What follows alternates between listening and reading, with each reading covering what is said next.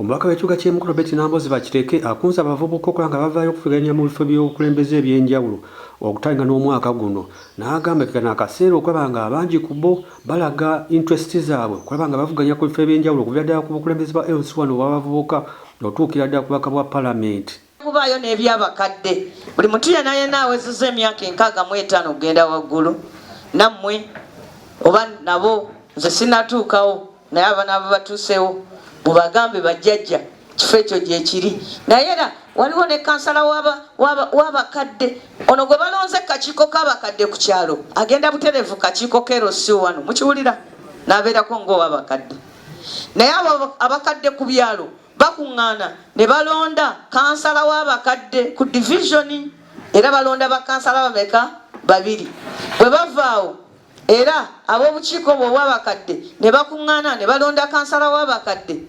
omukyala n'omwami ku disitulikiti bayidawe bombi basobola okuba abakyala. Ekifo kino kuteekwa okubaako omukyala naye tewaliwo tteeka nti kuteekwa okubaako omusajja, so bombi basobola okuba abawala, bombi basobola okuba abakyala n'abakadde bwe batyo kyekimu n'abalema. Kaati bwe muwulira nti no mwaka 2026 gwa kulonda ebyo byakulimba okulonda kwatandise. Okulonda kwakoze eki? Kwatandise kubanga constituency bazisaze. Kakati wane Mukono bakansala bangi tebakyalina constituency bazigyewo bazikendezezza bagamba baagala buli kansala akiikirira abantu 10,000 mu kibuga. Babi nagenda mu Parliament n'empaayo ekiteeso ne bagamba Mawu n'agamba nja kukomawo nyanukule Namboze Parliament ne bagamba tugenzeeko Northern Uganda bannaffe twabalinda bwe bakomawo tugenzeeko mupiira egindi bakomawo kati ng'obudde buweddeyo kati Mawu tannanziramu bibuuzo byange bye namubuuza ebikwatagana kulonda eno bwo obudde bukoze eki buweddeyo mwebuuza nti akalulu balika baddi akalulu batandise dda okukabba okujjako nga bannange musitukiramu banyabo ne bassebo sobola kujja wano tuyimbe ennyimba twesanyuse nga tetulina bukulembeze. Ekimu ku bintu ebizibu ennyo mu nsi muno kwe kubeerawo nga temulinawo bukulembeze. Nambozi wadde ayogerako eri abantu abakuŋŋaanidde mu maka ge agamba abantu bangi nnyo batya okujja okwetaba mu byobufuzi nga bagamba ebyobufuzi bya kiyaaye bya bulimba n'agamba no kikyamu n'ategeeza muno wadde tuweesimbye mu byobufuzi oba nga obyesambye bisobola okukosa mu mbeera yonna. Bano abategeeza okuvuganya ku bukulembeze kitegeeza muno okwesimba ku bifo eby'amaanyi ng'obwa MP ssentebe C5 n'abategeeza muno osotandikira wansi ku byalo gy'osibuka eyo n'olaba ng'ojja otambula ku mitendera egy'enjawulo otuuka bw'otuuka ku kifo ky'oyagala eky'amaanyi. Mukiwulira kasita tutandika oga nti nze noono tujje wano ne tugamba nze noono ffe tugenda okuba beemusiba omukolo guno nga tuli bameka kati kufa ababiri kati fembi tugenda kuba beemusi kuki naye ku fembi ani akulira munne bwe tutakikola ekyo ne tusigala wano nga fembi tuli beemusi ku mukolo naye nga tetweronzeeko nti ono ye siniya kati awo sitaani yabaakola ki yabaakulembeddewo. Kati obuzibu bwe tulina sebo osobola okutuula nti buli we tutafaayo mu kulonda bukulembeze sitaani yakola ki yafuga. Kaakati ate abantu abategeevu bwe bawulira nti waliyo okulonda obukulembeze bo wano ne bateesobolayo kukulembera ne batafaayo kusalawo ani akulembera era baba beewadde ekibonerezo kimu kyonna awamu nti bakulemberwa abantu abakyamu. Kati mwembamanyi muli mu kwaya za church mutya Katonda muli bantu bakkiriza bwe mutavaayo okuvaamu bukulembeze. Tuli wano tunoonya abakulembeze twagala abakulembeze b'abavubuka 9 ku buli kyalo ate balekerawo balonda ku bukiiko bwo ne mugenda ne mubwebasa buki mwekolemu omulimu mukole emirimu gy'abavubuka ku kyalo okwo.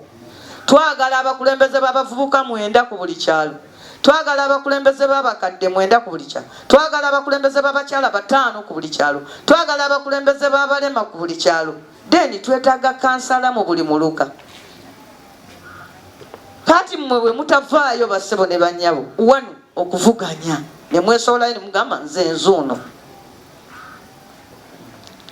okusalawo ne mugamba nti annange kale nze seesowoddeyo naye lukabwe munaffe katumukole ki katumuwagire Lukawe kankogereko gwe mwana wa teacher wange omama ono ye yansomesa mu P2 nedda P4 mukyala Lukawe yali class teacher wange mu P4 ono mutabani we mwannyinaze kati gwe mbadde njogerako tinomulaba naga bamugamba nti Lukawe mwe baana b'abataka kitaawo twali tumumanyi mami wo tumumanyi musomesa jangu obeere kansala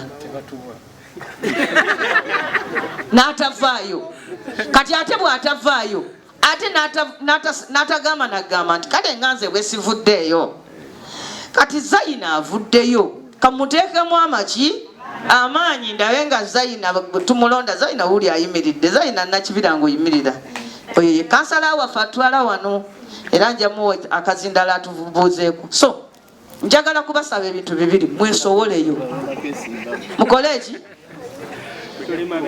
ate abantu abalala balowooza nti otandikira waggulu nagamba nti nasoma njagala bwemupi nze natandikira mu bukiiko bw'abavubuka nalinga secretary for information olwokuba nali wa mawulire nasooka kubeera secretary for information ku kakiiko k'abavubuka b'ekyalo akwa Kitete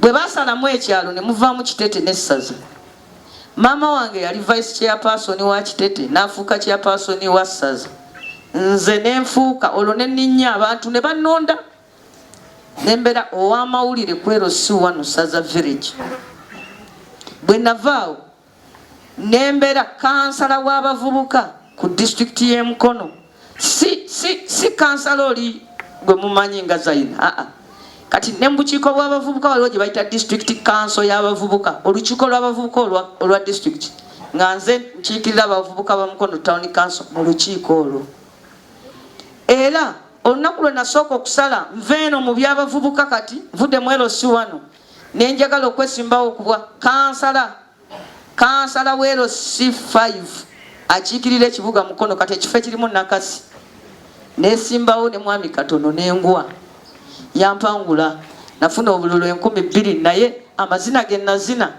ng'omuntu ansanga alowooza nze mpangudde kubanga neewuunya nti abantu 2,200 bavudde waawe ku makya ne bagenda balonda nze nti mwami katono okumpangula bamala kwegatta ne Muzeeyi Muguluma engamba Katonda wange ng'oli gwe njogerako professor ku university wali nze yamwesimbyeko ne kati nagenda okujja okugamba nti kati basebo ne bannyabo nina bakwano gwange basatu bampita ku caayi akawungeezi yagamba mwami bakireke ne mukyalawo twagala tubaweemu kacaayi ku Best Mills wali omu bamuyita Makumbi William omulala bamuyita Makumbi Kiviiri n'omulala bamuyita Samuspeeka Katende ekituleese wano okubagamba kakati naffe mukiji gwaffe gutuusa ovaamu MP naye ffe twetunuddemu ebisanyizo waliwo bye tutalina kakati gwe nambozi gwe tugenda osimbawo tuli basatu ku caayi mwamba kyekeragamba munammwe mumutisa ekinene naga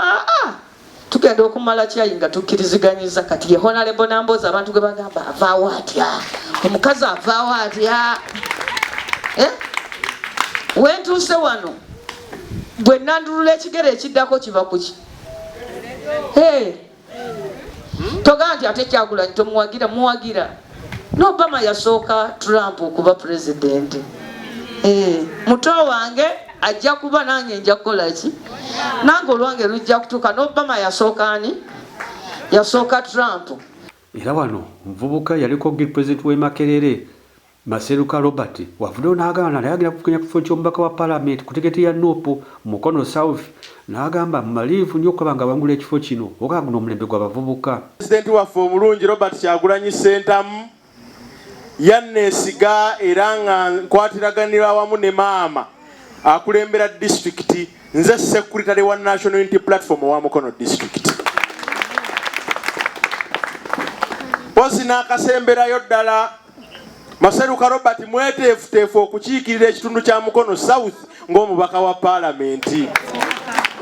Engalo nandisuubidde nnyingiko ezisukkaawo kubanga mwe temwagala kulaba ku brandi ya maama ng'azaala buto mwe temundaba mbafaananidde bubi. Bassebo ne bannyabo njagala okubategeeza Tetuyinza okuba olunaku olwaleero ebituluma bingi era nga n'ebitunyigiriza bingi oba oliawo. Wabula njagala okubategeeza nti wakyasobola okubaawo ekikolebwa. Era obubaka bwendeese olunaku olwaleero, maama essuubi ly'osenga otuzimbamu bulijjo kwe tukyayimiridde tetulitanga. Kubanga tulina bye tumuyigiddeko bingi. Ogenda okuwulira nti omugongo baguwanise enkera n'omuwulira ku leediyo. Mwe temulaba nga waliwo abantu abeewaddeyo okulaba nga bafiirira eggwanga lyabwe. Nkaddemu ngambye nti leero maama ogenda okuwulira omugongo baguwanise enkera n'omuwulira ku CBS. Waliyo abantu abeewaddeyo okulaba nga mu mbeera yonna bakola ekisoboka okuyamba eggwanga lyabwe. Maama awo otuweredde inspiration. Faawe tutambulira mu bigere ebyo. Bwe buba mugongo naffe ebigere kaba biwanike ku lulwo naye tugenda kutambula. Baganda baffe abali wano nzikiriza nga mulina ebirowoozo eby'enjawulo. Maama kyenzikiriza yayisa amadiini gonna mwenna weemuli. Maama kyenzikiriza teyasosodera mu kibiina kya byabufuzi. Maama kyenzikiriza n'abalala bonna yabayise, abakkaanya naye n'abatakkaanya naye. Obwo bwe bukulembeze. Kale nno bassebo ne bannyabo tubasaba ti Katonda nga waakyali omulamu nga tuwadde obulamu olwaleero tussa, tukkirize ebitugatta bibeere bya nsonga nnyo okusinga ebitwawula. Nti kale maama afaanana nga bw'afaanana, n'abalala muli banyiivu muli bakambwe, n'abalala teyabakubira jjambo ng'ayitawo ku kkubo, n'abalala mulina ensonga zammwe ez'enjawulo, naye ebitugatte okusobola okulaba nga tubaako etutuuse eggwanga lyaffe, mbasaba bibe bya nsonga nnyo okusinga ebitwawula.